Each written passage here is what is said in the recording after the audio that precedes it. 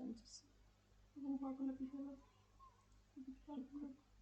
Y con la pija del otro jugador de lindo. ¿Dónde está el chiquillo? No tanto.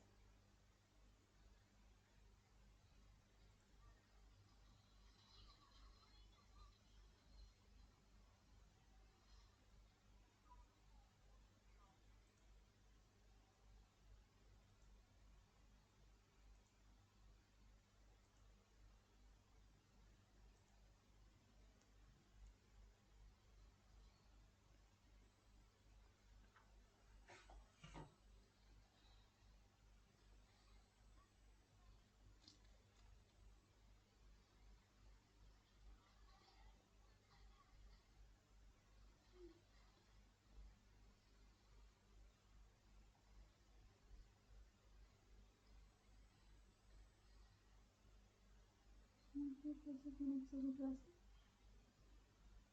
En breve.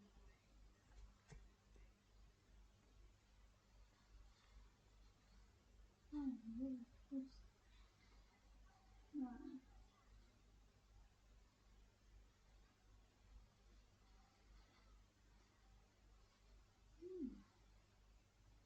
No le puse vuelta, ¿no?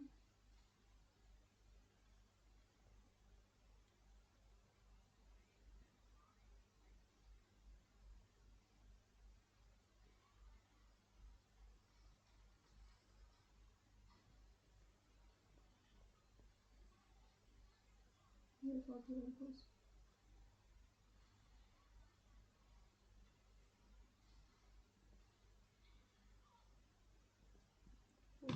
Justo a tiempo. Justo. Realmente redondito. Y lo que me gusta. Hablando de cosas redondas. Con el globo se está redondo. Y están luchando. Chat, y están. Chances.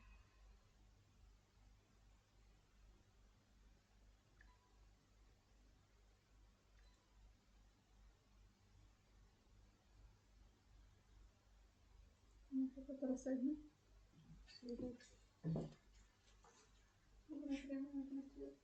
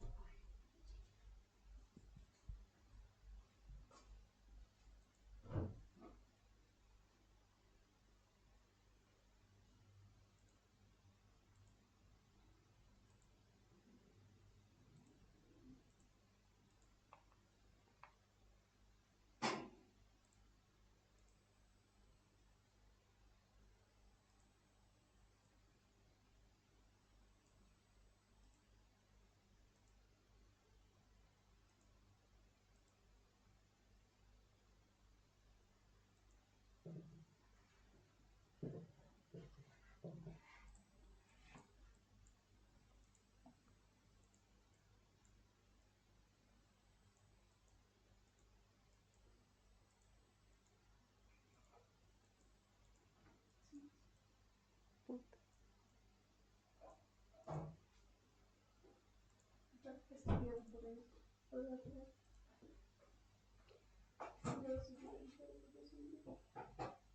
¿Quién pudiera ser el otro para disfrutar de su vagina? Se ve que no, ¿no? Chances. Sí. Lo que el mundo entero pueda pensar.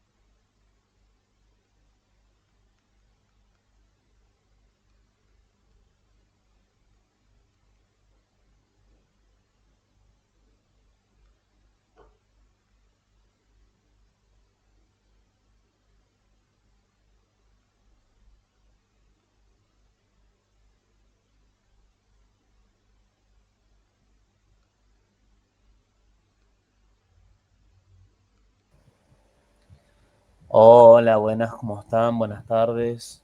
¿Todo bien? Hola. ¿Cómo les va?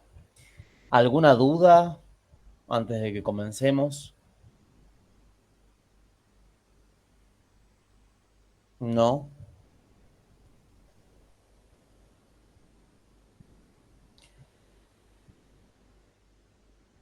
¿O sí? No, creo que no. ¿Todo muy bien? ¿O todavía no estudiaron? ¿Qué será? ¿Qué será? ¿Qué misterio? Bueno, si no tienen ninguna duda, vamos a arrancar con lo que es ácidos nucleicos. Ácido nucleico, toda esta parte de ADN, hoy en específico vamos a ver todo lo que es bueno, lo que sería replicación y después lo que la cátedra le encanta decirlo de esa forma, el dogma central de la biología molecular, que es básicamente transcripción y traducción. Eh, bueno, presentar.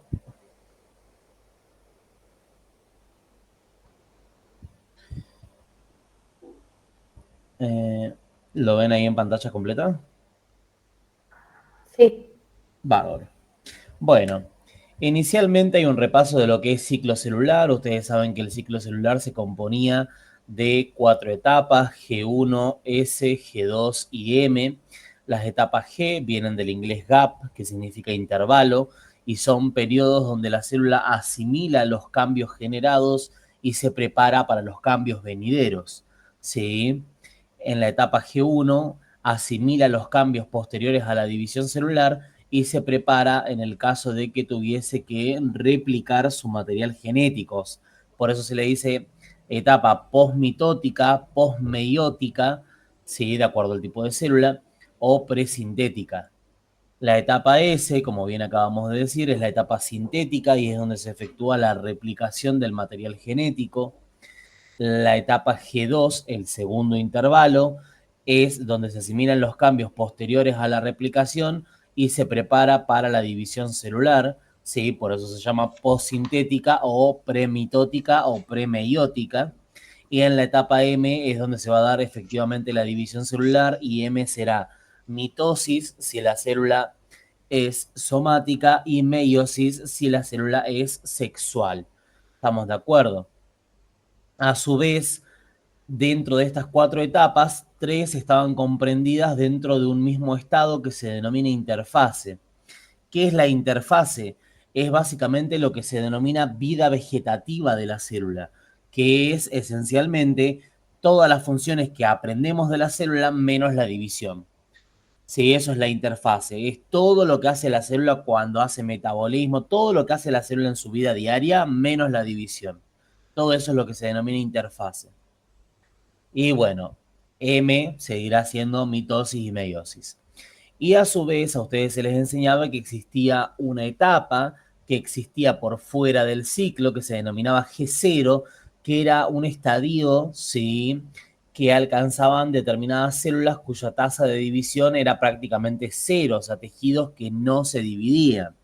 ¿Sí? Como características típicas, cualquier órgano que no se regenere normalmente, ¿sí? Tiene esta característica de que sus células entran en el estadio G0, ¿sí? Todas las células que hacen el sistema nervioso, lo que es las vísceras, ¿sí? Bueno, las vísceras principalmente hígado, bueno, el vaso, páncreas, ¿sí? Todas esos órganos, esos tejidos, ¿sí? Ahora, ¿qué pasa? Existen células, no todas, que pueden retornar de este estadio G0 donde no se dividen y reincorporarse a la vida en donde se efectúa la división. El ejemplo por excelencia es siempre el hígado. Ustedes saben que una persona puede donar lóbulos hepáticos y eso se puede regenerar. Una persona que tenga un hígado indemne y una salud eh, adecuada, ¿estamos de acuerdo? Sí, se pueden regenerar parte del hígado. Esas son células que normalmente están en el estadio G0, pero que retornan al ciclo celular cuando un estímulo así se los indica o se los permite o las fuerza a hacerlo. Bueno, eso es lo que respecta al ciclo. Ahora vamos a hablar de lo que sucede en la etapa S, ¿sí? Que es la etapa sintética, básicamente donde se va a dar la replicación del ADN. Como bien dice acá, es la síntesis de dos moléculas de ADN hijas a partir de una molécula de ADN madre. En nuestra especie es semiconservadora, ya que una de las cadenas madre permanece con una de las cadenas hijas, ¿sí? Es MITI y MOTA, ¿sí? Después, para que vean, existe la conservativa, donde la madre queda en la célula madre y las cadenas hijas quedan en la célula hija, y la dispersiva, ¿sí? Que es cuando se muestran segmentos, se mezclan, creo que dije se mezclan segmentos de ambas hebras en las dos hijas, ¿sí? Bueno, eso es lo que respecta a la característica de ser semiconservadora. Y bueno, este proceso siempre se va a iniciar, porque bien dijimos, las etapas G1 son donde la célula se prepara para los cambios venideros. Entonces, la replicación como tal ya da sus primeros vestigios en G1, en donde sucede lo siguiente. Vamos a encontrar el complejo ORC y el complejo MCM junto con la helicasa inactiva. Son esas tres cosas, ¿sí? Ahora, ¿qué es el complejo ORC? El complejo ORC es, por sus siglas en inglés, complejo de reconocimiento del origen. Lo que se encarga de hacer esta proteína es ubicar los sitios de origen. ¿Qué son los sitios de origen o iniciación? Son regiones específicas del ADN, o sea, son secuencias específicas de bases nitrogenadas en nuestra especie, abundantes en adenina y timina, ¿sí? Donde se va a dar inicio a la replicación del ADN. Básicamente lo que hace el ORC o lo que asimilaría es como una baliza, ¿sí? Es una baliza en medio de la ruta, ¿sí? Como para que yo pueda saber que ahí es donde debo comenzar la replicación. ¿Cuántos sitios existen aproximadamente de manera estimada en nuestro ADN? Entre 30.000 y 50.000, lo cual es un buen número y esto es de utilidad porque la verdad no podemos esperar a que la replicación sea tardía, ¿sí? Debido a que existen tejidos nuestros que están expuestos a constante descamación, por lo tanto, si el recambio celular no tiene un ritmo suficiente, entraríamos a lesionarnos. Y esto a punto de partida de lo que es la piel, ¿sí? Y las mucosas, que son nuestro principal medio de protección contra el exterior. Recuerden, siempre les digo que todo el interior del tubo digestivo, ¿qué es? Fuera del organismo. Sí, está por dentro, o sea, nosotros no lo vemos, pero no es adentro del organismo efectivamente. Cuando algo está en tu estómago, no está adentro de tu organismo, está afuera. Cuando algo está en tu intestino, no está adentro, está afuera. Cuando uno come fibra, la fibra nunca ingresó como tal, la fibra siempre estuvo afuera. Sí, esa es la particularidad.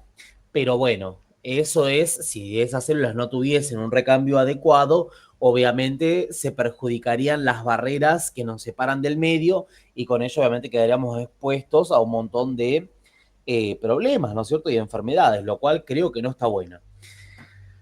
Luego se va al complejo ORC del reconocimiento del origen, se le posiciona encima o al lado, ¿sí? El complejo de mantenimiento del mini cromosoma, que es lo que dice el nombre. Complejo de mantenimiento del mini cromosoma. ¿Qué hace? ¿Qué sería el mini cromosoma? Sería esa porción de ADN que se va a replicar. A eso se le denomina mini cromosoma. Y lo que hace es mantener estable, ¿sí?, la interacción entre el complejo que reconoce el origen y ayuda al posicionamiento efectivo de la helicasa inactiva.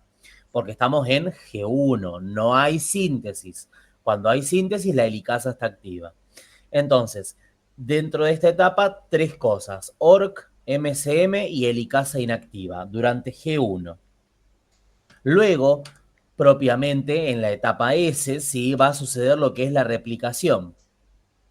A partir de los sitios a partir de los sitios de origen o sitios de iniciación reconocidos por el complejo ORC, vieron que acá marca como si fuese un puntito negro más llamativo, como si fuesen unas balizas, quiere dar a entender, ¿no es cierto?, dónde están este complejo ORC y MCM junto con la helicasa inactiva. Bueno, una vez que se alcanza la etapa S y hay determinados estímulos químicos que así lo indican, se comienza la síntesis proteica, la replicación del ADN, ¿sí?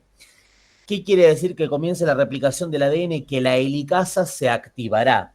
¿Cuál es la función de la helicasa? Ustedes ya la deben recordar. Es promover la ruptura de los puentes de hidrógeno que mantienen unida a las dos hebras de ADN. ¿Sí? Esa ruptura de los puentes de hidrógeno empieza a generar espacios abiertos en la doble hebra que se denominan burbuja, unidad de replicación o replicón. ¿Sí? Cada uno de estos, esto es una burbuja, esto es una burbuja, esto es una burbuja, esto es una burbuja, ¿sí? Se denominan burbujas, unidad de replicación o replicón, ¿sí? Por cada burbuja, sí, ustedes van a tener dos helicasas que avanzan en sentidos opuestos. Una va a estar en esta punta, avanzando hacia la derecha, y otra va a estar en esta punta, avanzando hacia la izquierda. Acá lo mismo. Una acá avanzando hacia la izquierda y otra acá avanzando hacia la derecha. Vamos a tener dos horquillas. ¿Qué son las horquillas?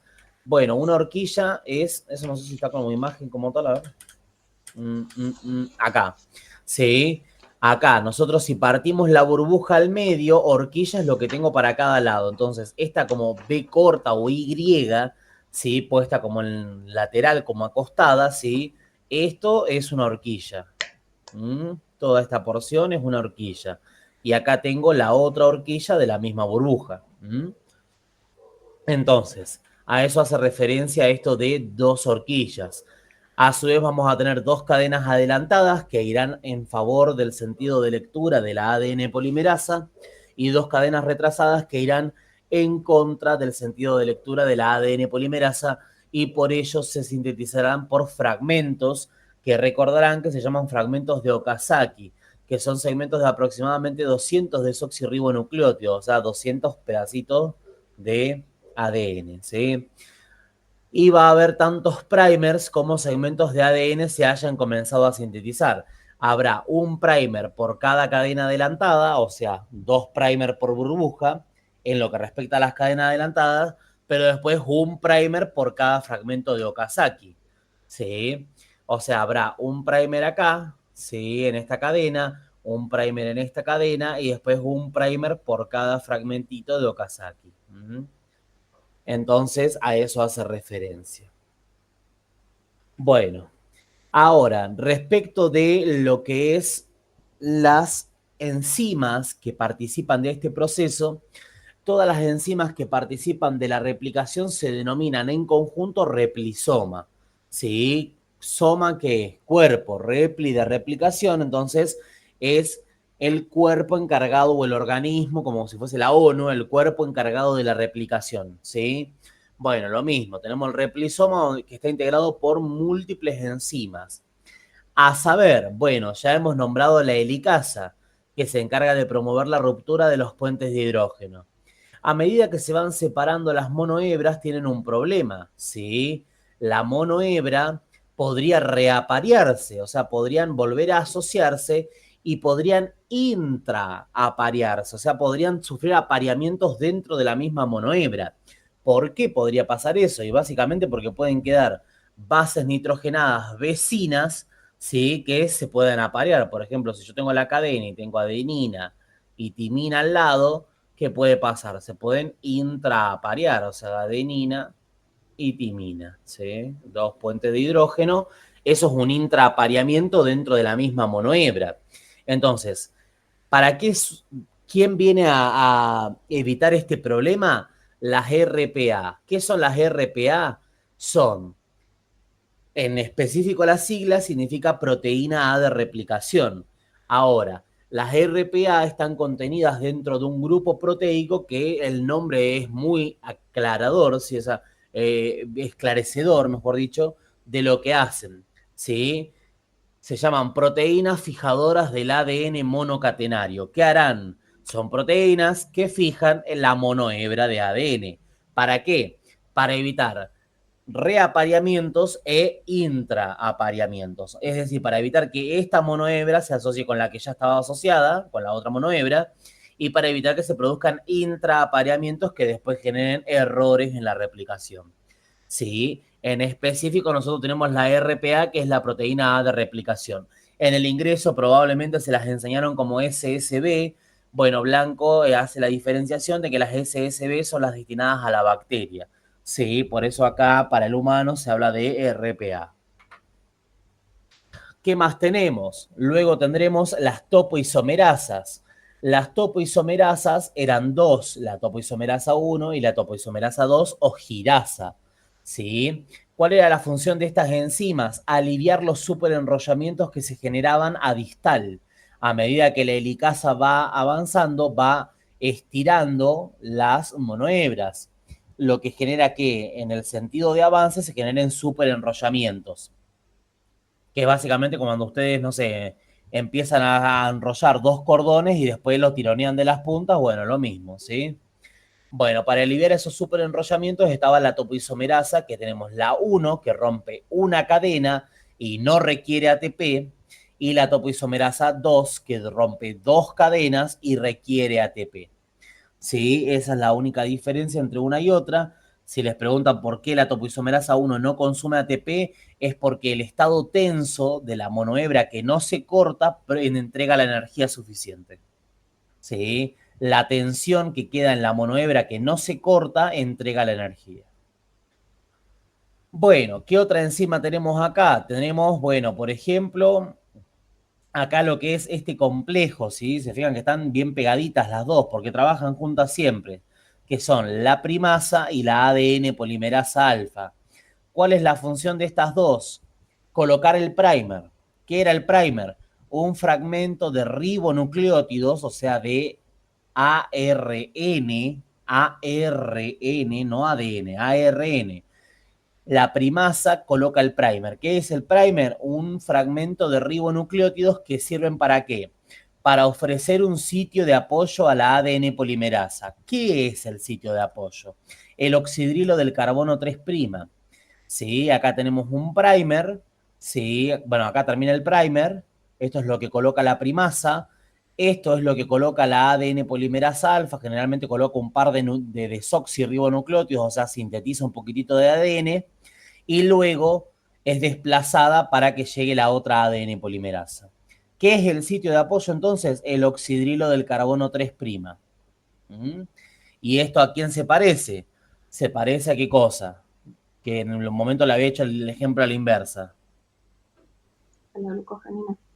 A la glucogenina del glucógeno, tal cual.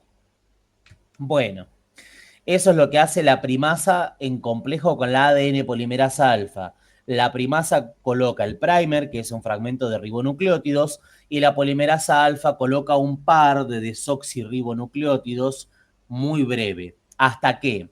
Hasta que llega el RFC. ¿Qué es el RFC? Es el factor de replicación C o factor C de replicación. ¿Qué es lo que hace el RFC? El RFC le da la indicación al complejo polimerasa alfa primasa que se desplace, que se salga, que ya cumplió su labor. Y a la vez participa en el posicionamiento efectivo de la polimerasa delta. La polimerasa delta. ¿Cuál es la función de la polimerasa delta? Básicamente es la que va a llevar a cabo la replicación cuasi en su totalidad. Si uno tiene que decir dentro de las polimerasas cuál es la que más trabaja, la delta. Ahora, ¿la polimerasa delta llega sola? No, llega con el pCNA. ¿Qué es el pCNA? Por sus siglas en inglés, es el antígeno nuclear de células proliferantes. ¿Cuál es la función del pCNA? Básicamente hacer que la polimerasa delta continúe trabajando. Porque, como bien dijimos, si bien uno compara las polimerasas y tiene que decir cuál es la que más trabaja, termina concluyendo que es la delta, no es porque a la delta le encante trabajar, ¿sí? La delta, de hecho, no le gusta trabajar. ¿Qué quiere decir eso? Que pone un par de desoxirribonucleótidos y tiende a desplazarse, tiende a abandonar el sitio de la síntesis. Ahora, ¿eso cómo se denomina esa particularidad? Se denomina procesividad. Procesividad, que es la propiedad que tienen estas enzimas de mantenerse haciendo un proceso. ¿Sí? La polimerasa delta, ¿cómo tiene la procesividad? Baja. La bibliografía a veces dice que tiene procesividad alta. Eso es un error. ¿Sí? O a veces en el blanco o Siren dice que tiene procesividad alta. No. Tiene procesividad alta porque está unida al pCNA. que es básicamente como por decirte, la tienen de esclava la polimerasa delta, así tipo película. El pSNA es como es ¿cómo se llaman? Los que tenían prisioneros, no me acuerdo cómo se llama, pero las personas que tenían prisioneros, ahí está con el látigo. Trabajá, le dice, ¿sí? Cual película de Egipto, ¿sí? Bueno, entonces, la polimerasa delta tiene baja procesividad, tiene poca tendencia a permanecer realizando un proceso, es vaga. ¿Quién la mantiene a línea? El pSNA, el antígeno nuclear de células proliferantes. Entonces, ojo, no nos confundamos. ¿Qué es el pCNA? Es un anillito, es un anillo proteico, es un trímero anular proteico que lo que hace justamente es agarrar a la polimerasa delta y mantenerla en el sitio de replicación. Le dice, vos no te vas a ningún lado, vos vas a seguir replicando ADN. Eso hace que, en conclusión, la polimerasa delta eleve su procesividad, pero no porque sea propia, sino porque hay alguien que la está manteniendo ahí. ¿Se entiende eso? Sí. Sí, bárbaro. Bueno, acá tenemos, bueno, ¿qué es el ARNI? ARN iniciador, básicamente un primer, ¿sí? Por las dudas. Acá vemos fragmentos de Okazaki, acá hay 1, 2, 3 y así. ¿Qué son H1 y FEN1? Son ribonucleasas. Ribonucleasas. ¿Dónde había ribonucleótidos? En el primer. El primer era un fragmento de ribonucleótidos. Entonces no hace falta que se las aprendan con el nombre H1 y FEN1. Ustedes apréndanselas como ribonucleasas. ¿Cuál es la función de las ribonucleasas? Remover los primers una vez que concluyó la síntesis. Y una vez que remueven los primers, esos primers después tienen que ser rellenados con ADN, porque eran ARN. Entonces se deben rellenar con ADN, que comúnmente lo hace la polimerasa delta. ¿Hay otras que lo pueden hacer? Sí, pero ¿quién es la que siempre hace la mayoría? La delta. Sí, y una vez que se rellena con ADN el sitio de los primers, bueno, ya tenemos una replicación completa, ¿sí? Cuasi completa. Lo único que queda es unir los fragmentitos de ADN y eso lo promueve una ADN ligasa. ¿Mm? Cuando la ADN ligasa une todos los fragmentos de ADN, concluye la replicación. Sí, eso es bien simple, ¿sí? No hay mucha más cosa, tienen que comentarlas encima. Todo eso lo tienen acá, ¿sí? Bueno, acá no. Acá, bueno, acá y acá, sí, en las dos, ¿sí? Todo eso está acá. ¿Mm? Ahí tienen lo que es burbuja, replicón, unidad topoisomerasa 1, 2, girasa, proteína fijadora, primasa, ADN polimerasa A, factor replicación C, la delta, el pCNA, la procesividad. Acá, como les dije, existen otras polimerasas como la gamma en mitocondria, la beta, que sirve para la reparación, y la epsilon, que repara y reemplaza primer. Sin embargo, la delta también puede, ¿sí? Entonces, ¿va a haber primers reemplazados por la epsilon? Sí. ¿Quién es mayoría? La delta, siempre. Sí. Y bueno, y ahora tenemos que hablar, bueno, acá están ribonucleasas, ADN ligasa, replisoma, todo, ¿sí? Todo lo que acabamos de comentar. Bueno, ahora, la pregunta que les hacen siempre, ¿por qué hay dentro de una burbuja cadenas adelantadas y cadenas retrasadas? Porque van en favor y en contra del sentido de lectura de la ADN polimerasa. La ADN polimerasa, esto también está acá atrás, lee de 3 a 5 y sintetiza de 5 a 3. Si a ustedes les cuesta acordarse cómo se lee, porque muchas veces a nosotros les va a pasar a lo largo de muchas materias, que siempre van a tener dicotomías. ¿Qué quiere decir? Que cuando siempre tienen un 50 y 50, siempre la dudan. ¿Sí? Siempre la dudan y hay gente que siempre se confunde, que es peor todavía. ¿Sí? Entonces, como yo me acordaba, por si les sirve y si a ustedes les cuesta, si a alguno les llegase a costar todavía, yo me acuerdo que se leen como se leen las horas o los números, ¿sí? Se lee primero el 3 y luego el 5. O sea, en orden numérico, de menor a mayor, ¿sí? Se lee de 3 a 5 y una compañera se acordaba que ella la E la hace como si fuese un 3 al revés. Entonces ella decía que lee de 3 a 5. Datos que a nadie le importan, totalmente anecdóticos, pero a veces pasa que ustedes tienen como esa dicotomía. Si la siguen teniendo y les cuesta acordarse, bueno, tal vez eso puede ser una ayuda a memoria. Si les sirve, bueno, y si no, nada, pasa nada. Bueno, Entonces, ¿por qué hay cadenas adelantadas y cadenas retrasadas? Porque vamos en contra o en favor del sentido de lectura de la ADN polimerasa delta. ¿Qué es ir en contra e ir en favor? Bueno, yo cuando tengo una burbuja la tengo que partir al medio, ¿sí? Yo analizo por horquilla, no por burbuja. Entonces, parto la burbuja al medio, tengo la horquilla de la izquierda, la horquilla de la derecha. Bueno, si yo voy en la monohebra de arriba, ¿qué va? Va de 3' a 5'. Va en favor de cómo sabe leer la ADN polimerasa delta. Entonces se sintetiza de un solo tirón, es adelantada. En cambio, si yo voy abajo y analizo el otro fragmento de esta horquilla, voy de 5 a 3. Entonces, ¿qué quiere decir? Que la ADN polimerasa no lee así, ¿sí? Entonces tiene que leer las palabras de atrás hacia adelante. ¿Sí? Es como que a ustedes les pusiesen todas las palabras escritas al revés, ¿sí? Que en vez de soy le pusiesen yos, que en vez de, no sé, no me va a salir de hacerlo porque no tengo el talento, así que no voy a intentar dar vuelta a unas palabras, pero me explico, ¿sí? Es como que a ustedes le escriban dirección de movimiento al revés, entonces ustedes van a tener escrito ot, nei, mi, vos, y todo eso, como siempre explican en los libros, ¿sí? Si ustedes les ponen todas las palabras escritas al revés, ustedes, más que intentar leerlo al revés, ¿qué van a intentar hacer? Van a ir al final de la palabra y la van a leer hacia atrás. O sea, van a leer de derecha a izquierda. Van al final de la palabra y la leen hacia atrás. Van al final de la palabra y la leen hacia atrás. Va a ser más fácil para ustedes. Bueno, lo mismo hace la ADN polimerasa. Va al final de la palabra y lee hacia atrás. Va al final de la palabra y lee hacia atrás. Al final de la palabra, lee hacia atrás. ¿Sí? Es lo que haríamos incluso nosotros como humanos si nos ponen así en ese mismo sentido las cosas en un libro. Sí, nos sería más práctico. Y por eso se sintetiza de fragmentos. Y eso se llama sistema de punto hacia atrás. ¿Sí? Pero bueno, es eso. Y bueno, si hago lo opuesto, o sea, lo mismo, pero en la otra horquilla, bueno, de acá para la derecha voy de 5 a 3. Entonces voy en contra del sentido de lectura. Se sintetiza por fragmentos. Y si voy acá para allá, voy de 3 a 5. Entonces voy en favor del sentido de lectura. Se sintetiza de un solo tiro.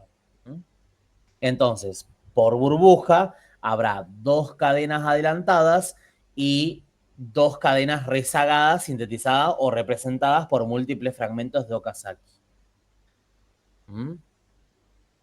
Bueno, y para terminar de hablar del replisoma, hace falta hablar de la telomerasa. La telomerasa siempre se habla en particular porque es una enzima que es aislada. ¿Por qué? Porque su función es reponer el extremo 3' de las monohebras que se denomina telómero. Telo es lejos, ¿sí? Es lo más lejano. ¿Sí? Telómero, mero parte, la parte más alejada del cromosoma. Ubicada en el extremo 3'. Este contiene una secuencia específica de bases nitrogenadas que permite que la enzima telomerasa lo reconozca. En este proceso se da una transcripción inversa, ya que la enzima tiene como parte de su composición un fragmento de ARN que utiliza como molde. Por lo tanto, hay transcripción inversa porque a partir de ARN sintetizo ADN. ¿Por qué es tan importante que los telómeros se conserven? Porque cuando un telómero se va acortando gradualmente, ¿sí?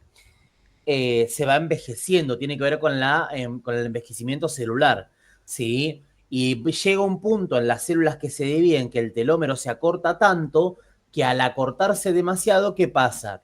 La célula deja de replicarse porque entiende que ha perdido tanto capital genético que es peligroso para ella dividirse. Entonces frena. ¿Cómo se llama ese proceso en el que frena? Senescencia celular. ¿Qué es la senescencia? Cuando el telómero se acortó demasiado, la célula deja de dividirse. Esa es la senescencia. ¿Sí? Senescencia celular replicativa, si queremos ser más específicos. ¿Sí? Pero bueno, es eso y es muy importante. Después les voy a pasar este video, esto, ¿sí? Porque yo siempre que lo quiero ver nunca se reproduce, porque soy medio inútil para usar el PowerPoint, a pesar de ser de una generación que tal vez debería saber usar mejor las cosas estas, pero soy medio inútil y nunca puedo hacer que se vea con sonido, a pesar de que estoy transmitiendo mi pantalla, pero bueno. Así que vamos a usar los dibujitos y que no se note, bueno, miren, ¿no? Que no se note de dónde, de dónde saco los libros, ¿no? Pero bueno, no pude borrar la marca de agua. Y después les voy a pasar el video, ¿sí? Porque el video es muy bueno, es una gallega que lo explica bárbaro, ¿sí? Una española, porque gallegos son los de Galicia, para que no se ofendan la comunidad española, ¿sí? Así que nada. Fíjense, cuando nosotros hacemos replicación, al final de todo queda un hueco, acá tenemos hueco A y B. El A no hay problema, ¿por qué? Porque el extremo, el oxidrilo 3', que es lo que siempre usamos como punto de apoyo, lo tenemos acá, en este fragmentito de Okazaki. Me apoyo en este fragmentito de Okazaki, sintetizo y básicamente rellené el hueco A con ADN. Pero ¿qué pasa? En el extremo 3' no tenés nada, porque ahí concluye todo, es el final de la cadena, entonces no hay sitio de apoyo, no hay oxidrilo 3', entonces no podrías sintetizar este fragmento y no podrías rellenar el hueco B, lo cual implicaría pérdida del capital genético y eventualmente que la célula deje de dividirse. Para evitar eso, existe la telomerasa, que es una enzima que tiene como parte de sí misma un fragmento de ARN que utiliza como molde. Ella se posiciona acá en el extremo 3' y usa su molde de ARN para sintetizar ADN. En negro es la hebra normal, o sea, es el ADN completo. El ADN termina ahí. ¿Qué hace la telomerasa? Alarga el extremo 3', ¿sí? De manera artificial, lo alarga más allá de sus límites normales, que es lo que tenemos en letra rosa, y ahora ¿qué hace? Generó un sector donde puede sintetizar un primer. Sintetiza un primer complementario a ese alargamiento, ¿sí? Y ahora sí tenemos el oxidrilo 3' para rellenar el hueco. Entonces fíjense que las letras negritas era el telómero. Entonces básicamente logré completar, ¿no es cierto?, el hueco B, que era el telómero, lo cual no quiero perder porque si pierdo capital genético no me puedo seguir dividiendo. Y obviamente, ¿por qué lo alarga tanto? Porque tiene que sintetizarlo un primer. ¿Y al primer qué le va a pasar después? Desaparece. ¿Sí? Por eso la tiene que alargar a la cadena y ponerle un primer ahí, por fuera de la cadena original, que, repito, son las letras negritas. Entonces, ¿cómo concluimos? Concluimos con un primer, con un telómero, perdón, cubierto, ¿sí? Con un telómero que no se pierde. ¿Qué pasa con la vida? Que a medida que vamos envejeciendo, ¿sí? Cuando ya toquen los 23, 24, no, mentira, tan jóvenes no, pero sí, a medida que vamos avanzando en la vida, ¿sí? Se expresa cada vez menos esta enzima y aparte obviamente tendrá que ver mucho con los hábitos de vida, ¿no? Sí, no es lo mismo una persona que hace ejercicio, que toma antioxidante, que qué sé yo, qué sé cuánto, que la cremita, que mis semillitas, que sí, que tiene un estilo de vida mucho más cuidado, versus capaz una persona que está todo el día fumando, que, que su comida más elaborada son unos Doritos, ¿me entendés? O sea, hay diferencias trascendentales en lo que es el estilo de vida, que es la epigenética, ¿no? Y bueno, nada, tendrá que ver mucho con eso. Así que nada. Pero bueno, así como se reemplazan, después les voy a mandar este video, les juro que es una mantequita este video, no sé si ya lo habrán visto alguna vez, pero si no lo vieron, es una mantequita, ¿sí? Bueno, y para concluir hay que hablar de la reparación de errores en la replicación, ¿sí? Que justamente tiene un sistema de reparación, porque ya vamos a ver que la transcripción no lo tiene. Entonces, la reparación se lleva a cabo por enzimas que aseguran que la replicación sea absolutamente fidedigna, o sea, que sea copia fiel. ¿Qué quiere decir? Que sea exactamente la copia de la cadena madre. Las enzimas que llevan a cabo el proceso de reparación son la delta, qué raro, la gamma y la épsilon. Siempre la delta, ¿sí? Siempre la delta. Siempre está metida. Estas corrigen errores mediante actividad exonucleasa. Este sistema puede fallar, obviamente, ¿sí? Si no, no existirían mutaciones. En promedio tiene un error por cada 1.000 millones de bases incorporadas. O sea, 1.000 millones es una barbaridad, ¿no es cierto? Es un número gigantesco. Uno dice, pero qué buen sistema. Sí, lo que pasa es que vos ponete a pensar la cantidad de células que tenés en el intestino, sí, y 1.000 millones de bases es un número, pasa a ser un número relativamente alcanzable, ¿sí? Entonces, este número que parece muy gigante, así visto en seco, cuando uno lo relativiza, ¿sí? Cuando uno lo pone en un contexto de intestino, mucosas, ahí queda chicongo, ¿sí? Y es por eso que muchas veces hay mutaciones. Y después, obviamente, más allá de los errores de la replicación, después hay otros sistemas de defensa, ¿sí? Puede que la célula entre en apoptosis, un montón de otras cosas. Lo más clásico es la apoptosis. Si la célula se nota que es antinatura, o sea, que va en contra de su naturaleza, y se entiende como una célula que está mal, automáticamente se desprende por sí sola y se mata, ¿sí? Bueno, los mecanismos de reparación comprenden errores de apareamientos por nucleasas, o sea, bases nitrogenadas que estén mal apareadas, corte de bases nitrogenadas por polimerasas, corte de nucleótido directamente, o sea, no solo quito la base nitrogenada, sino que la quito con fosfato y azúcar, o directamente ruptura de segmentos de ADN, o sea, grandes pedazos que estén mal apareados, ¿sí? Pero bueno.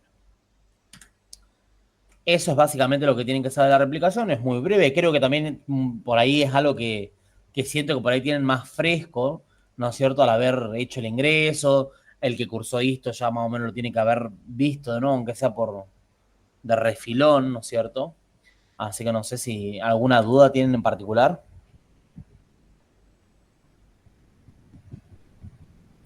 No, por ahora no. No.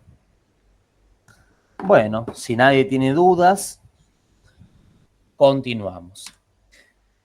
Luego tenemos la transcripción, que acá ya estamos hablando de biología molecular propiamente dicha, porque la cátedra siempre les dice o les enseña esto, ¿sí? Les enseña que está el dogma central de la biología molecular, ¿sí? Que es básicamente la conversión, o es básicamente la expresión génica, desde que tenemos ADN hasta que tenemos proteína, básicamente expresarse génicamente. Eso es lo que estudia el dogma central de la biología molecular, la expresión, ¿sí? Bueno, dentro del dogma central, la transcripción representa el primer paso de la expresión génica, que es la conversión de ADN en ARN mensajero. Se dice que es un proceso asimétrico porque solo se copia una de las cadenas, que es la no codificante, antisense o antisentido. ¿Sí? Ya vamos a ver qué es eso de antisense, no codificante, qué sé yo, qué sé cuánto. ¿Sí? En eucariotas se conocen 3 ARN polimerasas, 3 isocimas, 1, 2 y 3 en números romanos, que se pueden recordar mediante la mnemotecnia rematar. ¿La tenían esta mnemotecnia? ¿Se las enseñaron para el ingreso? No. ¿No? ¿Nadie la vio? No. No, es la primera vez. Ah, bueno, entonces vayan a pedir reembolso en el instituto al que fueron. No, mentira. ¿Fueron al instituto o se prepararon solos? Yo fui al instituto. ¿Instituto? Instituto. Institutos, con S. Instituto. ¿Con ese? Ah. Ya No. después de 2 exámenes fui a un instituto. Ah, primero te habías preparado sola. Sí, Claro. faltaron 3 preguntas para entrar. Así que me falta un sí. empujón, no voy al instituto. Sí, repasa. Y aparte, muchas veces cuando uno viene a la secundaria es el primer tortazo que uno se come a veces cuando uno ingresa. Yo tampoco ingresé a la primera. Es el primer tortazo que uno se come, uno se redeprime, aparte sentís que fracasaste. Para mí me pasó eso, ¿no? Me agarró por ese lado que me sentí como un fracaso. Porque aparte uno viene de la secundaria donde todo es tan fácil, todo es tan a probar, ¿viste? Como todo es mucho más, relativamente más sencillo. Y de repente que te rompes el traste estudiando y van y te pegan una revolcada que vos decís, no sé si esto es para mí, ¿viste? Como que es medio desmotivante. Sí. Así que bueno, pero lo importante es que nada, que hoy están acá, así que evidentemente no tiraron la toalla, sino ingresaron a la primera, lo cual es muy positivo. ¿Sí? No porque no por ser médicos, sino para la vida. A la vida hay que ser resiliente, ¿sí? Si imagínense si cada cosa que ustedes se proponen tiran la toalla, la primera que se comen un tortazo, está complicado, ¿sí? Así un montón de gente genia en el mundo no hubiese descubierto cosas, ¿sí? Siempre vieron que siempre te ponen en la facultad cuando te quieren enseñar que tengas resiliencia, porque la facultad de medicina es muy cruel, siempre te explican el ejemplo de Federico Leloir. ¿Se ubican a Leloir? ¿Qué van a ubicar a Leloir? No. Bueno, Leloir es uno de los ganadores de un Nobel que califica para Argentina. Sí, un Nobel que, o sea, si uno analiza el país, el Nobel está asignado a Argentina, específicamente a Leloir. Él descubrió básicamente el metabolismo de los azúcares. O sea, no el metabolismo del azúcar en general, sino que el metabolismo de los azúcares en el contexto de los nucleótidos. Sí. Bueno, ese tipo recursó a anatomía creo que 3 o 4 veces. O sea, él estuvo 4 años en primer año. ¿Me explico? O sea, ni una ni la otra. O sea, tampoco voy a empezar a recursar materias como loco, no me voy a clavar porque, si Leloir lo hizo, entonces yo salgo de acá y soy Nobel. Sí, tampoco ni una ni la otra. Pero sí es importante, ¿no es cierto? No desmotivarse, ¿sí? Es difícil, pero bueno, hay un contexto también que nos abraza siempre. Bueno, nada, esto como un mensaje motivador, ¿sí? Para que no decaiga, ¿sí? Si el día de mañana se vuelven a tropezar, les conviene que se levanten porque voy a aparecer, los voy a cagar a palo. Sí, o sea, va a aparecer mi espíritu y los va a atemorizar, ¿sí? Ahí voy a estar diciéndoles, no tiré la toalla. Bueno, el de cagar a palo me parece que se me escapó, sí, perdón. No quise ser agresivo. Me van a denunciar. Voy a aparecer en el 12. Profesor violento. Profesor violento es denunciado. Ay, Dios. Una Nada. ubicada en el camino. Sí, nada. Yo igual lo digo en chistes, ustedes saben, pero bueno. Vieron que, o sea, yo siempre hago el chiste porque como hoy en día cualquier cosa es motivo de que te escrachen, ¿viste? Uno de repente, ¿viste? Le decís tonto a alguien y ya de repente te clavan una nota, ¿viste? Hay que tener un cuidado hoy en día y les va a pasar a ustedes y te va a pasar a ti. Sí, sí, les va a pasar que hay que tener un cuidado con las palabras. Mira, va, será otro día de charla. Bueno, entonces, en eucariotas tenemos 3 ARN polimerasas, 1, 2 y 3, que se pueden recordar mediante la mnemotecnia rematar. ARN polimerasa 1 sintetiza el ARN ribosomal 45S, el más grandote. ARN polimerasa 2 sintetiza el ARN mensajero. Y TAR, sí, ARN polimerasa 3 sintetiza el ARN transferente y ribosomal 5S, el más chiquitito. ¿Sí? Las ARN polimerasas leen y sintetizan en el mismo sentido que las ADN polimerasas, o sea, leen de 3 a 5, sintetizan de 5 a 3, y este proceso no posee sistema de corrección de errores. Por lo tanto, si el ADN está alterado, el ARN lo estará también. Bueno, esto es un chamullo, ¿sí? Esto usted tiene que aprender bien esta diapo. ¿Por qué? Porque vamos a usar estas palabras para referirnos todo el tiempo, ¿sí? Nosotros vamos a hablar acá, porque acá el blanco es muy tedioso de leer el blanco en esta unidad, porque empieza, la caja fulanito de tal se ubica a menos 33 upstream, downstream, la caja fulanito de Mengano Sultano se ubica en la región promotora, ubicada a menos 22 núcleos. ¿Qué carajo me importa? ¿Sí? Entonces, para alivianarnos todo eso hay que aprender a englobar, hay que ser más generalista. Entonces nosotros vamos a usar las palabras factores de transcripción y promotor. Sí, o sea, pero lo vamos a usar de manera más rápida, ¿sí? No nos vamos a ir por a dónde corno está la caja y fulano de tal. Bueno, entonces, factores de transcripción, ¿qué son? Son proteínas capaces de unirse específicamente a secuencias de ADN localizadas en las regiones promotoras de los genes y interactuar con el complejo de iniciación de la transcripción para inducir o inhibir la actividad de las ARN polimerasas.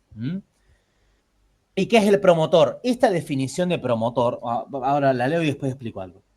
Es una secuencia nucleotídica previa al gen. Es la región en donde los elementos reguladores se unen para estimular, o sea, para promover justamente la transcripción o para inhibir al promotor y así inhibir la transcripción. Ay, el pucho. Entonces, ay, Dios, no puedo hacer un chiste que me distraigo. Entonces, sí, ¿qué les iba a decir? El promotor. Esta definición de promotor, úsenla. ¿Sí? Porque es más fácil de entender. Pero, disclaimer, en la actualidad se sabe que los promotores, ¿sí? No son secuencias ubicadas necesariamente previas al gen. Hay promotores que están después del gen, hay promotores que son intragénicos, o sea, están dentro del gen y dentro del mismo gen promueven al gen. Hay promotores que están alejados del gen, ¿sí? O sea, que están distantes. Entonces, el promotor como tal, si uno lo quiere entender, es como que está bueno pensarlo como que está justo antes. ¿Sí? Como que te dice anda y te da el empujón, ¿viste? Como si fuese una montaña rusa, ¿viste? Como que te tira por el riel. ¿Sí? Me empuja la RNA polimerasa para que lea. ¿Sí? Está bueno pensarlo así. Ahora, en la actualidad, los promotores como una cosa media difícil de definir. Por esto de que se han descubierto regiones promotoras posteriores al gen, dentro del gen, alejadas del gen. ¿Sí? Entonces, con pinzas. Para la cátedra, con que ustedes digan previas al gen, está perfecto. Nadie le va a decir no, porque hay promotores intragénicos. Ya. Nadie les va a decir nada. ¿Sí? Ustedes pueden ir y va a estar bien. ¿Sí? Porque, como siempre les digo, excede el objetivo de la cátedra de bioquímica. ¿Sí? O sea, la cátedra de bioquímica tiene que focalizar. Obviamente no puede estar tomándote puntos y coma de cada cosa. Entonces, excede. Entonces, con que ustedes sepan eso de promotor va a estar bien. Pero en la realidad tengan el disclaimer en la cabeza. Bueno, esto para que entiendan lo que es upstream y downstream, o sea, o corriente arriba o corriente abajo, sí, como quieran decirle, para no hacernos los ingleses. Sí, bueno, tenemos el gen que está encuadrado, sí, y bueno, todo lo que esté hacia 5', sí, porque lee de 3 a 5, entonces va subiendo hacia 5, se dirige hacia 5 siempre. Entonces, todo lo que está hacia 5, hacia donde tengo que ir, se dice corriente arriba. Y todo lo que esté de donde yo vengo se llama corriente abajo. ¿Sí? Y a la vez es medio contradictorio porque uno esperaría que los símbolos sean al revés. ¿Sí? Como que uno asocia abajo con el número menos normalmente.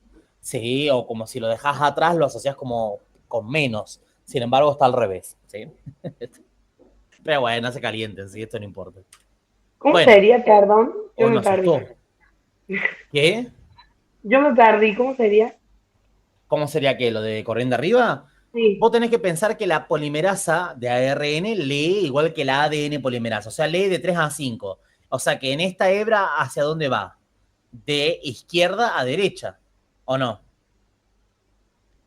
Sí. ¿Sí o no? Bueno, entonces vos pensate como que vos sos una persona. Vos estás parado acá, ¿sí? Vos estás parada acá. Y bueno, tenés que ir caminando hacia la derecha. Todo lo que está hacia donde vos tenés que ir se denomina corriente arriba.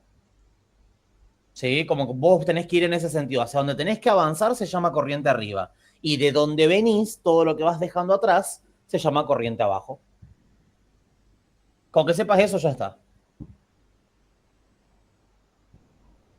¿Me explicó o no? Sí. Sí. Bueno. Y ahora pasamos formalmente a lo que es la síntesis de cada uno de los ARN, ¿sí?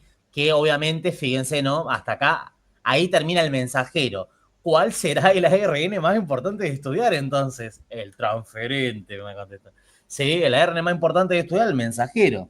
Sí, porque se los toman en el ingreso, se los toman en... O sea, es el más importante o el más comentado cuando vemos biomolécula. Entonces, ¿cuál será el ARN que tengo que estudiar sí o sí? Mensajero. Perfecto. Entonces, en la síntesis del ARN mensajero existen 3 promotores. La caja Tata, que es común a todos, ¿sí? La Tata Box está en todos, o de Hognes Goldberg, caja Tata. La caja CAT y la caja GC, ¿sí? Esos son los 3 promotores que tiene. Con que ustedes, por lo de última, si no se pueden acordar el nombre, acuérdense la cantidad, si se puede. ¿Sí? Acuérdense que tiene 3 secuencias promotoras, ¿sí? La formación del complejo.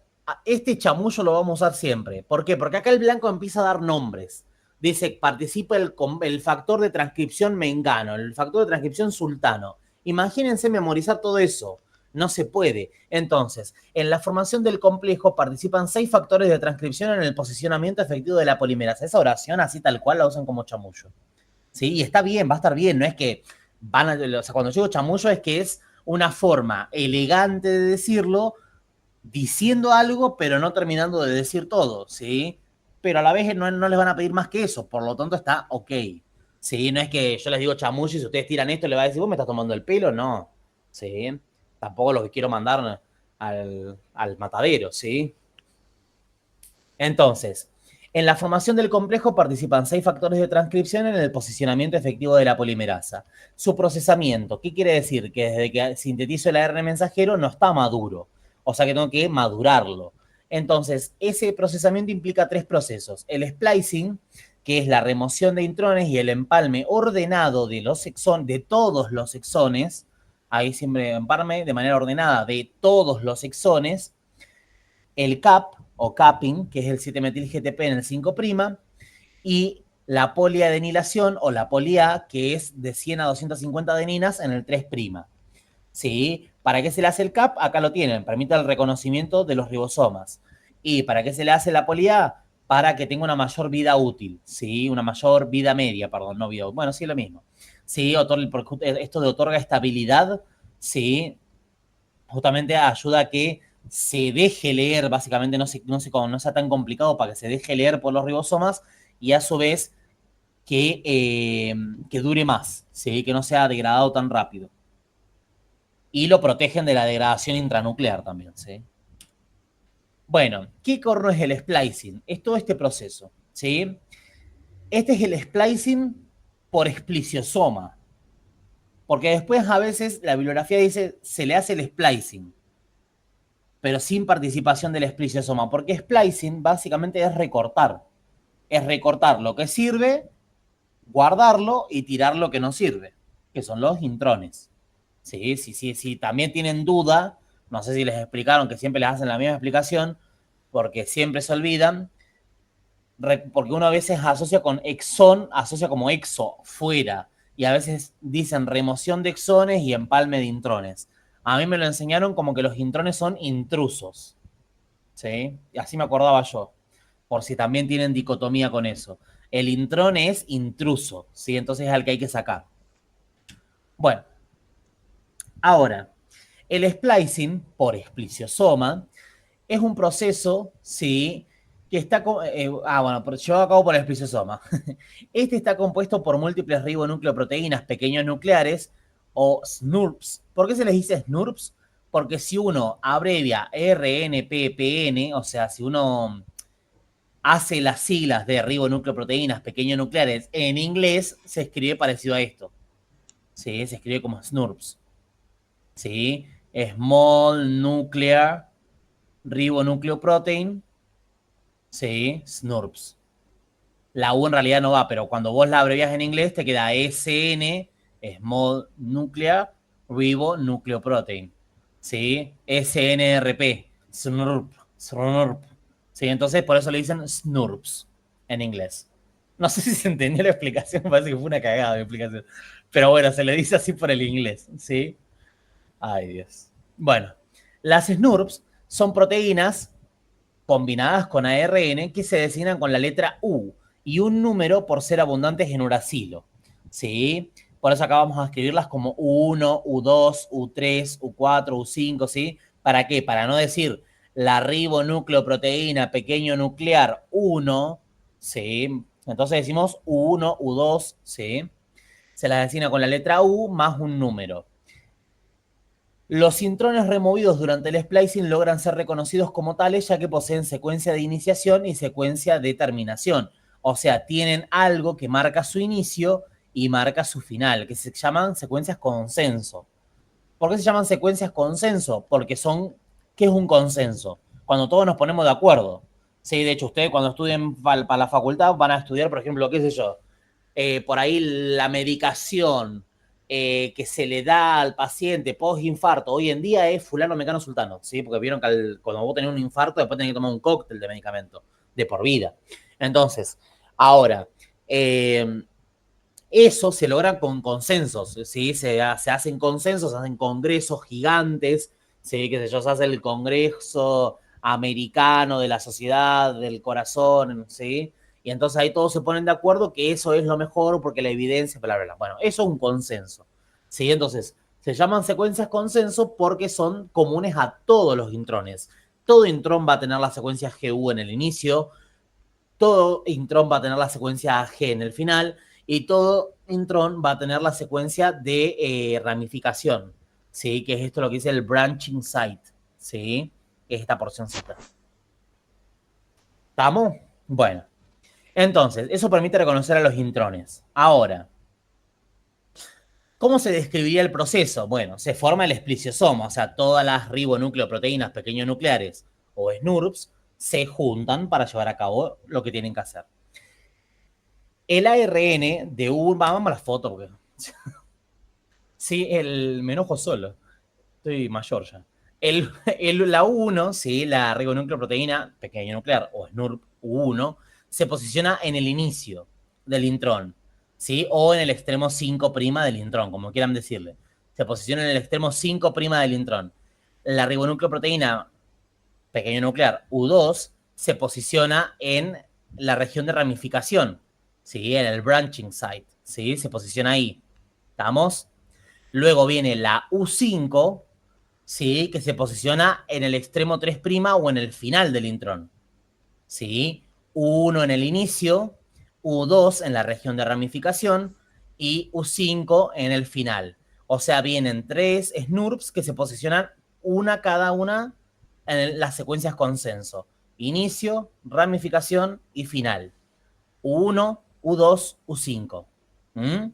Luego viene la U4 en complejo con la U6 y lo que hacen es justamente promover ¿qué cosa? La hidrólisis del extremo 5' o del inicio del intrón, sí, fíjense que lo corta el inicio del intrón y lo une, ese extremo 5' lo une a la región de ramificación. Fíjense que no se forma un círculo, ¿vieron? No se forma un círculo, ¿por qué? Porque el inicio se termina uniendo a esta porción, a la región de ramificación, al branching site, ¿sí? Entonces, viene ahí. Se corta el extremo 5' o el inicio del intrón y se une a la región de ramificación. Luego, se corta el extremo 3' o el final del intrón y se libera lo que se llama el lazo o lariat. En inglés, lariat, ¿sí? El lazo o lariat. Que parece, ¿vieron? Justamente parece cuando uno ve en los dibujitos que usan para agarrar el caballo, la vaca, el toro, qué sé yo. Vieron que justamente forman ese lazo. Bueno, ahora, ¿qué hay que hacer? Empalmar los exones, ¿sí? Empalmar el 3' del exón previo con el 5' del exón posterior. Y así se logra un empalme de los exones y una remoción del intrón, ¿sí? Eso es todo, es bien simple, no es complicado, ¿sí? Úsenlo más el dibujito, acá lo tienen escrito, o sea, el ARN de U1 se aparea con el inicio o extremo 5' de los intrones por su complementariedad. El ARN de U2 se aparea con la ramificación que poseen los intrones por su complementariedad. Se suma U5, ¿sí? Que va al final, y U4 y U6 que van debajo. Mediante una transesterificación, eso no importa la reacción, ¿sí? Se transfiere el inicio del intrón o extremo 5' a la ramificación del intrón y queda formado el lazo o lariat. Se corta el final del intrón y queda así libre el intrón para ser degradado. Se empalma el 3' del exón previo con el 5 del exón siguiente. O sea, es muy el dibujito, ¿sí? No se compliquen la vida, miren el dibujito, ¿sí? Porque esto se los van a preguntar, ¿sí? Se los van a preguntar. Es simple, en el blanco eso no se complica más, es facilito, usen el dibujito. No quieran complicarse, ¿sí? Bueno, ¿se entiende? Sí, lo entiendo. Bueno, porque si no, no le voy a explicar de nuevo. Mentira. No me va a recomendar nadie haciendo esos chistes. Bueno, pero yo asumo que ustedes no se los toman en serio. Y si no, bueno, nada. ¿Qué le vamos a hacer? Sí, entonces, procesamiento diferencial. ¿Qué es el procesamiento diferencial? Es cuando de un mismo gen se obtienen diferentes ARN mensajeros maduros, entero, y por tal diferentes proteínas. ¿Cómo se puede lograr un procesamiento diferencial? Teniendo el ARN mensajero a procesar más de una señal de poliadenilación. Ustedes saben que el final del ARN mensajero lo marca la poli A. Si tienen más... La marca la poli A. ¿Sí? Si ustedes tienen más de una señal de poliadenilación, van a tener más de un final posible. Entonces tendrán un ARN mensajero maduro más corto o más largo y una proteína más chiquita o más grande, pero funcional. También se pueden empalmar solo algunos de los exones, a eso se denomina splicing alternativo, ¿sí? Por eso acá les dije que pongan, ¿sí? Empalme ordenado de todos los exones, ¿sí? Eso es el splicing clásico. Cuando uno empalma solo algunos de los exones o los posiciona en otro orden a los exones, eso ya es splicing alternativo. También se puede agregar, quitar o reemplazar bases nitrogenadas para crear sitios de corte prematuro. Y a eso se denomina edición del ARN mensajero. ¿Sí? Cuando uno crea justamente sitios de corte, que es lo que... Básicamente uno crea un intrón. ¿Por qué? Porque como nosotros sabemos cuáles son las secuencias consenso, suponete que yo quiero eliminar la mitad de este exón. Bueno, pongo una GU acá. Introduzco, edito la secuencia, pongo una guanina y un uracilo, entonces va a entender como secuencia consenso esta porción. Entonces va a entender que la mitad del exón es parte del intrón. Sí, eso es la edición del ARN mensajero. Obviamente eso es técnica de biología molecular. Eso lo puede hacer la gente en el laboratorio. Agregando, quitando, reemplazando bases nitrogenadas para crear codones de terminación prematuro. Esto ya es a nivel del mensajero maduro, porque esto uno lo hace previo al splicing, o sea, lo hace sobre el ARN mensajero inmaduro. Y esto uno lo hace sobre el ARN mensajero maduro, que es el que sale al citosol. ¿Estamos de acuerdo? ¿Por qué? Porque ahora vamos a aprender que están los codones de terminación. ¿Sí? Y esos codones de terminación marcan el final de la proteína. Si yo meto un codón de terminación antes, voy a tener una proteína más chiquita y puede ser funcional. ¿Sí? Bueno, esos son todos los tipos de procesamiento diferencial. Algunos datos y conceptos que Blanco nombra en la unidad. ¿Qué es una unidad de transcripción compleja? Son genes que dan más de un ARN mensajero maduro, ¿sí? Por lo tanto, su ARN mensajero puede sufrir procesamiento diferencial, porque de acuerdo a qué exones yo utilice, obtendré una proteína u otro. Eso se denomina unidad de transcripción compleja. ¿Qué es el encuadre o marco de lectura? Es la región que contiene todos los codones que codifican los aminoácidos de la proteína. Ese es el encuadre. Sí, ya lo vamos a ver. ¿Qué es un ARN policistrónico? Es cuando más de un gen se contiene dentro del ARN mensajero maduro. Esto es común en bacterias, donde por ARN mensajero capaz que sintetizan 3 proteínas distintas. En nuestro caso, nosotros no tenemos eso. ¿Sí?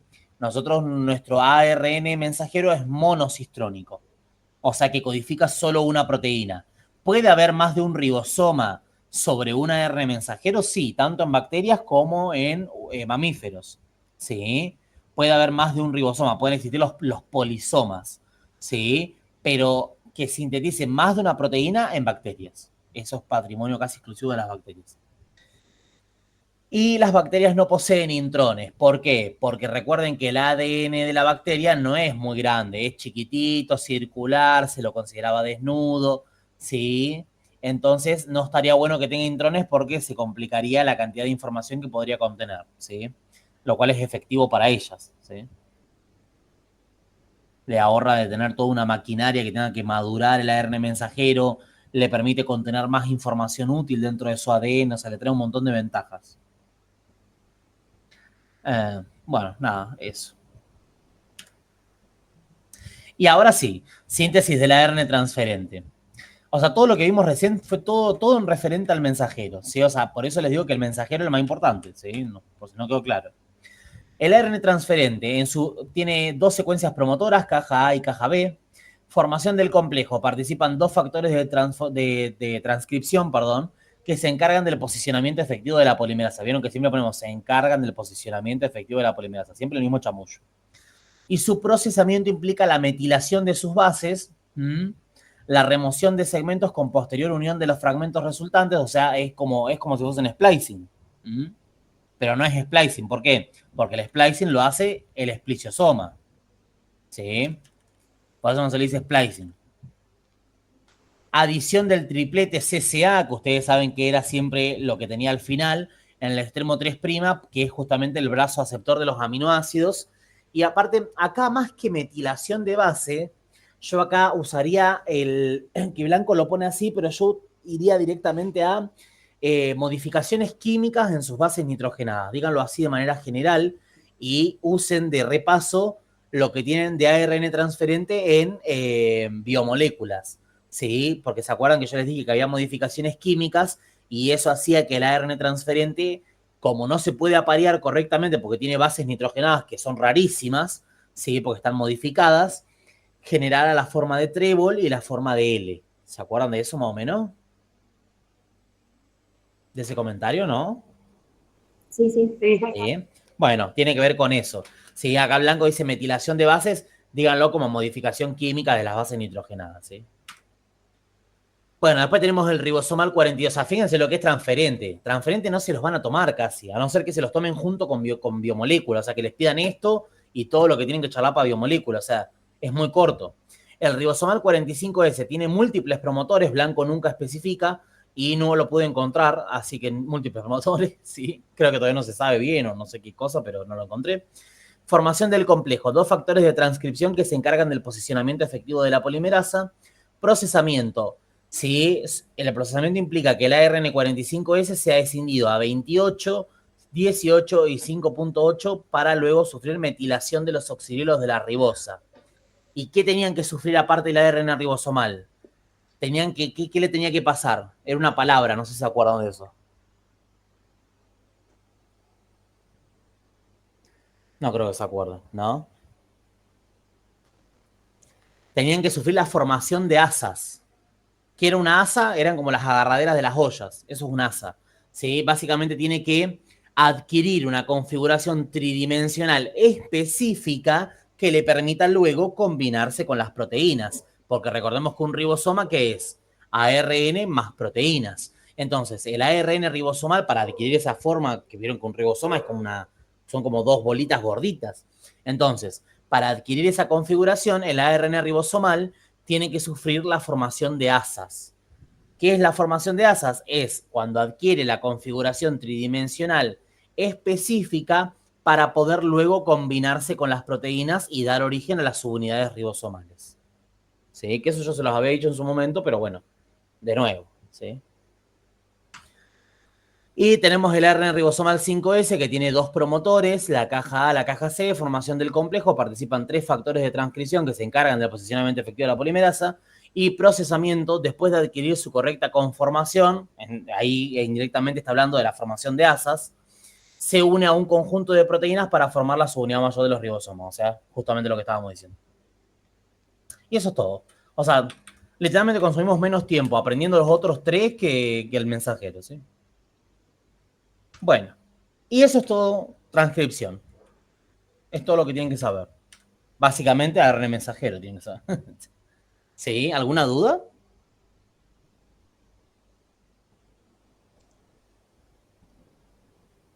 No, Roberto, explicas bárbaro.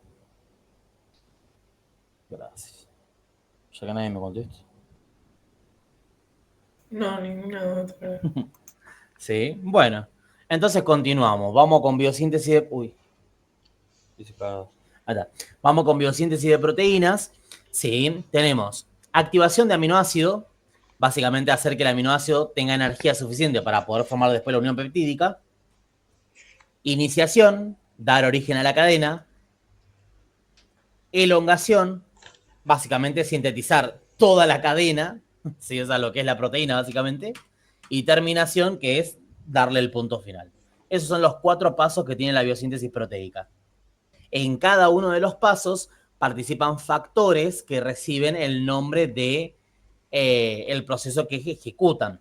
Si son factores que participan en la iniciación, se van a llamar factores de iniciación eucariotas.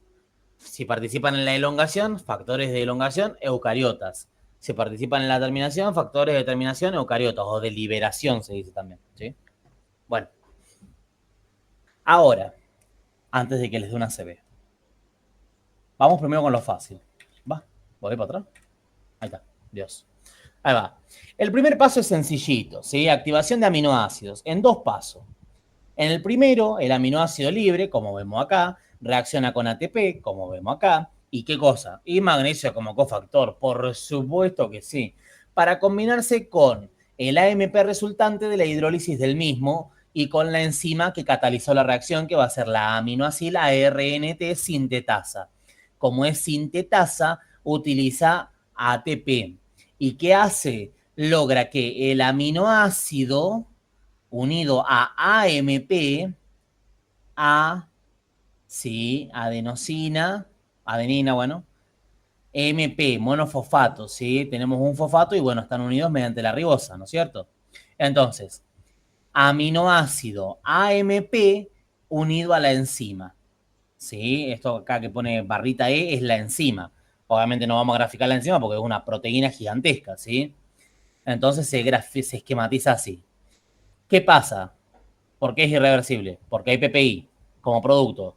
Y como yo sé que hay PPI, largo siempre el mismo chamullo. Como se libera pirofosfato inorgánico, hay pirofosfatasa presente en el medio, ¿sí? Siempre la misma historia. ¿Sí? Bárbaro. Luego el complejo aminoacila AMP unido a la enzima va a reaccionar con el ARN transferente que corresponda. ¿Por qué? Porque ustedes saben que ¿cómo es? Cada aminoácido tiene un ARN transferente, ¿sí? Recuerden eso, bárbaro. Entonces, va a reaccionar con el ARN transferente que pueda transportar dicho aminoácido y van a generar justamente el aminoacila ARN transferente cargado, ¿sí? O sea, básicamente ARN transferente con el aminoácido listo para ir ¿a dónde? A dónde está sucediendo la síntesis, o sea, al ribosoma. Va a liberarse el AMP, que se puede refosforilar hasta ATP, y la enzima queda libre, lista para catalizar otra reacción, ¿sí? Eso es el paso 1, es bien sencillito. Ahora, en el paso 2, que es la iniciación, la diapo que ustedes se tienen que aprender sí o sí es esta, donde está toda la generalidad. Después está esto, que es lo específico, que normalmente no se pregunta, sino que lo que le van a pedir más que nada es esto, ¿sí? O sea, básicamente como resumido, ¿sí? No me tires tanto número porque no vamos a ir a ningún lado. Entonces, la iniciación comienza con la detección del codón de iniciación, que siempre es metionina, es AUG, metionina, ¿sí? Pero cuando está primero se denomina codón de iniciación y no codifica metionina como tal, sino que codifica lo que se llama la iniciación. O sea, como que ahí entiende que no es poner el aminoácido y ya, sino dar origen a la síntesis. El ARN mensajero se reconoce por la presencia del CAP. Como habíamos dicho hace rato, el CAP permitía el reconocimiento, evitaba la hidrólisis prematura. En esta etapa participan unas proteínas. Este chamullo vale siempre, sí, para justamente ahorrarse toda la explicación. En esta etapa participan unas proteínas denominadas en conjunto como factores de iniciación eucariotas, FI mayúscula, E minúscula, factor de iniciación eucariota, que se identifican con una letra y un número o simplemente con un número, ¿sí? Que es lo que vemos acá después manifestado, ¿sí? El ARN transferente que transporta el aminoácido inicial metionina es un ARN transferente especial que se denomina iniciador. Solo se usa en el comienzo de la síntesis de cualquier proteína. Cuando no es activa la síntesis proteica, las subunidades ribosomales están separadas, eso ustedes ya lo saben. Y eso se logra gracias a los factores 4 y factor 6. Factor 4 para la subunidad menor, factor 6 para la subunidad mayor. Y ahora ustedes tienen todo esto acá. Esto así tal cual está acá, si ustedes tienen muchas ganas de vivírsela, se lo estudian. ¿Cuándo? Cuando sepan todo lo que tienen que saber sí o sí. Recuerden que ustedes para rendir materias tienen que aprender un core de información, un núcleo. Si ustedes no saben el núcleo, no estudian nada más. ¿Estamos? Siempre, para todas las materias. Un núcleo de información. Nadie les va a pedir factor 4. ¿Y el complejo 4F por qué está integrado? Nadie les va a pedir eso, ¿sí? ¿Qué les van a pedir? Esto, que aprendan a decir la generalidad. Básicamente que les puedan decir al profesor qué pasa durante la iniciación. Se reconoce el ARN mensajero, se unen y aproximan los extremos del ARN mensajero, ¿sí? O sea, el inicio con el final. ¿Para qué? Para que sea más fácil la regulación. Eso no está puesto acá, pero sí está puesto acá, creo. ¿O no? O bueno, tal vez no. No, bueno, creo que no está, pero se los acabo de decir, ¿sí? Ruptura de los intraapariamientos, si los hubiere, Recuerden que el ARN mensajero es un ARN, es una monohebra, por lo tanto puede sufrir intraapareamientos. ¿Sí? Así como pasaba en la monohebra cuando en la replicación. Se rompen los intraapareamientos para asegurarme que voy a leer bien el ARN mensajero y que no me va a mandar una macana. ¿Sí? Luego el ARN transferente iniciador se fija a la subunidad ribosomal menor. El ARN transferente iniciador y la subunidad ribosomal menor se fijan al extremo inicial del 5', ¿sí? Se busca, o sea, comienza a avanzar a lo largo del ARN mensajero hasta que encuentra el codón inicial metionina AUG. Cuando encuentran el codón inicial, llega a la subunidad mayor, se aparea el anticodón del ARN transferente iniciador con el codón de iniciación y ahí queda ocupado el sitio P del ribosoma. Ahí concluye la iniciación, cuando se ocupa el sitio P del ribosoma. ¿Vieron? Acá está anticodón con codón. ¿El codón cuál es? AUG, metionina, codón de iniciación. Y el anticodón, uracilo, adenina, citosina, ¿sí? UAC. Ahí tenemos la metionina, unida al ARN transferente iniciador con su anticodón, se fijó al codón y quedó ocupando el sitio P de peptidil. O sea que ahí va a ir agarrada siempre, ¿qué cosa después? La proteína en formación. Y en el sitio A, ¿quién corno va a ir agarrado? El aminoácido, por eso es el sitio A, de aminoacil. ¿Sí? Las bacterias tienen 3 sitios. Eso es algo que distingue muy fácil un ribosoma bacteriano de un ribosoma, bueno, y aparte el coeficiente de sedimentación. Me parece que lo más obvio es el coeficiente de sedimentación y, bueno, después estructuralmente que tienen el sitio E, que es de exit. ¿Sí? Bueno. Pero bueno, básicamente todo lo que está puesto acá de manera compleja es lo que está acá en el dibujo, ¿sí? Pero a ustedes lo que les van a pedir es esto, ¿sí? No se compliquen la vida. Si ustedes no saben esta diapo, no se les ocurra leer esta. ¿Estamos de acuerdo? Primero aprenden esta. Después, si quieren, agregan alguna cosita de esta o se quieren aprender algún factor, algún número. Si no, no. ¿Sí? Bueno. Luego tenemos la elongación, que es básicamente el posicionamiento de toda la cadena nucleotídica menos el primer y el último aminoácido, ¿sí? Durante este proceso el ribosoma se desplaza del extremo 5 al 3' de a un codón por vez. La cadena peptídica en formación crecerá desde el extremo amino al carboxilo, o sea, se sintetiza de cabeza a cola. Este proceso requiere el sitio P, peptidil, ocupado, y el sitio A, aminoacil, libre.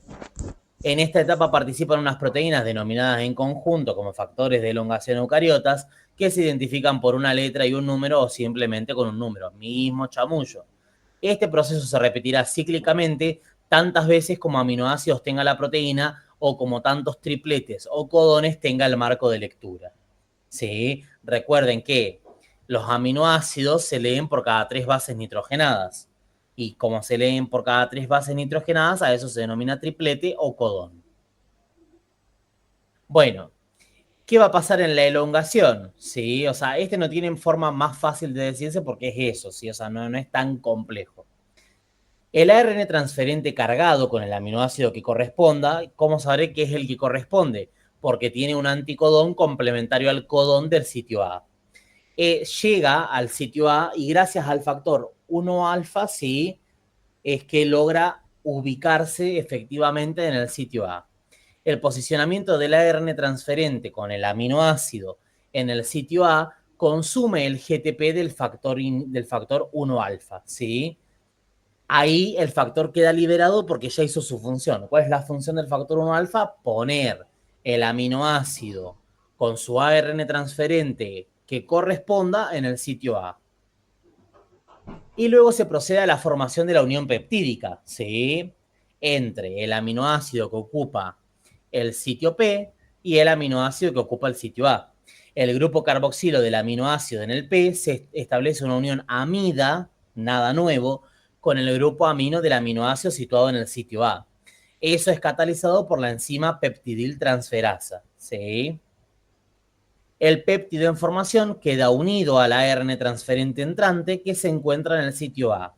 Ahí, ¿qué tiene que hacer? Pasar al sitio P. Para eso se hace la translocación. En esa interviene el factor 2, que lo que hace es promover la movilización del sitio A al sitio P. Y es lo que tienen más o menos representado acá. ¿Sí? Para iniciar la elongación, el sitio P tiene que estar ocupado, avanza un codón en el ribosoma, leemos el anticodón, llega el aminoácido correspondiente para ese anticodón, el factor 1 alfa posiciona efectivamente en el sitio A el aminoácido entrante, se establece la unión peptídica entre el aminoácido, entre el último aminoácido y el entrante, mediante la peptidiltransferasa, ¿sí? Y luego tenemos la translocación, ¿sí? Que lo que hace justamente es promover el movimiento de el péptido, ahora es un péptido en formación, del sitio A al sitio P. Justamente, como es el péptido, no tiene que ocupar el sitio A, tiene que ocupar el sitio P. ¿Y cuál es el ARN transferente que permanece? El del último aminoácido entrante. El ARN transferente que se queda ocupando el sitio P es el del último aminoácido entrante, o sea, en este caso el de la alanina. Sí, como vemos acá. Y eso más o menos, ¿sí? De manera breve. No se compliquen la vida. ¿Sí? Si ustedes no lo saben describir de manera simple, menos lo van a saber describir de manera compleja. Entonces, no vayan más allá de lo que les está permitiendo en ese momento su capacidad de estudio, ¿sí? Si ustedes por lo pronto tienen que estudiar lo más general, lo estudian. Si después tienen tiempo y las ganas y lo que fuese necesario, lo harán. Pero no se compliquen de arranque, ¿sí? Y luego tenemos la terminación, que es básicamente cuando se detecta cualquiera de los codones de terminación por parte del factor de liberación o de terminación eucariota, ¿sí? FLE. Este factor lo que hace es promover la hidrólisis de la unión entre la cadena peptídica, decimos cadena peptídica porque no sabemos cuántos aminoácidos tiene, no sabemos si es proteína, si es péptido, ¿sí? Y el ARN transferente del último aminoácido que ingresó. Si en el medio están presentes los factores de iniciación que mantienen disociadas a las subunidades ribosomales, el proceso de traducción concluye ahí. O sea, ¿qué factores de iniciación? El 4 y el 6. Si el factor 4 y 6 están en el citosol es porque están esperando a que terminen para justamente mantenerlos separados. Si no, se reinicia. El ribosoma vuelve al inicio y comienza otra proteína. De nuevo. Acá está. 3, 6, sí. Bueno. ¿Qué les iba a decir? Nada, eso. Sí, bueno, y acá básicamente tenemos un polirribosoma o un polisoma, que son múltiples ribosomas leyendo un ARN mensajero maduro y sintetizando la misma proteína, nada más que en distintos momentos de producción. Acá recién arrancó, pero este de acá ya está terminando. Sí, ¿eso puede suceder en nosotros? Sí. ¿En las bacterias? También. ¿Qué es lo que no puede suceder en nosotros? Que en las bacterias sí, que el ARN mensajero codifique más de una proteína. Nosotros, por ARN mensajero, una proteína. La bacteria, por ARN mensajero, más de una. Ah, ¿eso es todo? Bueno, eso es todo. ¿Terminé rápido o terminé sobre la hora? Ah, no, terminé rápido. ¿Cómo se nota cuando no hablo boludeces, no? Bueno, no sé, quedé impactado. No puedo creer que... Qué corto. Pensé que era más largo esto. Pero nada, eso, ¿sí? De nuevo, insisto, no se compliquen con esto. No se compliquen con esto. No busquen aprenderse las letras. Yo me acuerdo, porque se los digo también porque yo lo estudié en su momento con las letras. Me acuerdo que lo había estudiado todo, me retrastornaba porque no me podía acordar qué letra era, qué cosa. Por ahí, bueno, ustedes ya lo tienen claro, pero yo por las dudas, claro, porque así como me pasó a mí, le puede pasar a cualquiera, ¿sí? O sea, así que no se compliquen la vida, ¿sí? Primero aprendan esto, después, si quieren, sacan algún dato de acá, pero no se la compliquen, no al revés, ¿sí? Bueno, más o menos se entendió.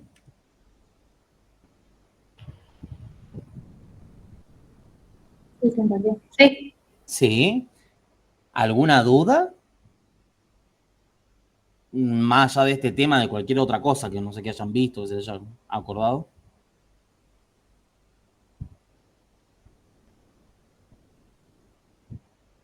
Por ahora.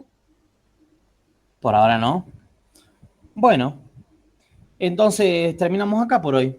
Mañana tendríamos que ver el otro, que es todo el resto de biología molecular. Que nada, básicamente la parte 2 de biología molecular. ¿Sí? Ahí vamos a ver más que nada lo que son técnicas, si no me equivoco, y no sé qué más hay mañana. Ah, mutaciones y modificaciones post-traduccionales, post-transcripcionales, todo eso. ¿Sí?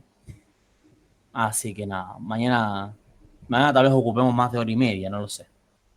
Pero bueno, eso sería por lo pronto, ¿sí? Bueno, si no tienen ninguna duda, nada, concluimos por hoy. Así que nada, que tengan buen día. ¿Estamos? Gracias, igualmente. Nos vemos, cuídense. Chao, chao.